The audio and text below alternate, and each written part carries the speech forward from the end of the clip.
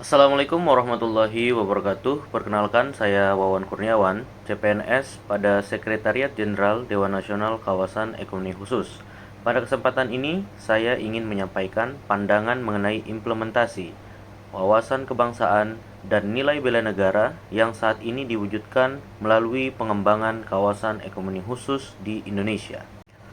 Saudara-saudara sebangsa dan setanah air, wawasan kebangsaan adalah cara pandang bangsa Indonesia dalam mengelola kehidupan berbangsa dan bernegara yang berlandaskan pada Pancasila, Undang-Undang Dasar 1945, Negara Kesatuan Republik Indonesia, serta semboyan Bhinneka Tunggal Ika.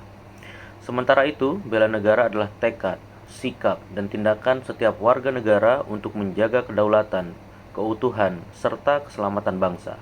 Nilai-nilainya meliputi cinta tanah air, kesadaran berbangsa dan bernegara, setia pada Pancasila, rela berkorban, serta kemampuan awal bela negara. Nilai-nilai luhur tersebut tidak hanya diwujudkan di medan pertempuran, tetapi juga dalam kebijakan strategis pemerintah. Salah satunya adalah melalui Kawasan Ekonomi Khusus atau KEK.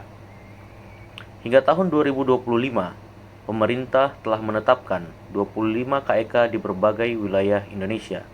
Realisasi investasi yang masuk ke KEK telah mencapai lebih dari 263 triliun, serta menyerap lebih dari 160.000 tenaga kerja.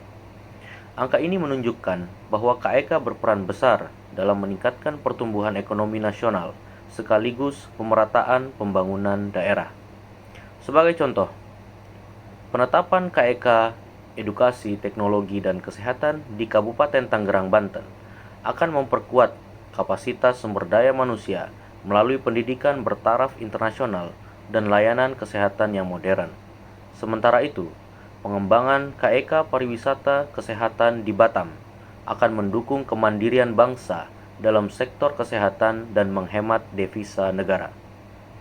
Selain itu, KEK Morowali telah mendapatkan persetujuan dari Dewan Nasional KEK dan saat ini tengah menunggu penetapan melalui peraturan pemerintah.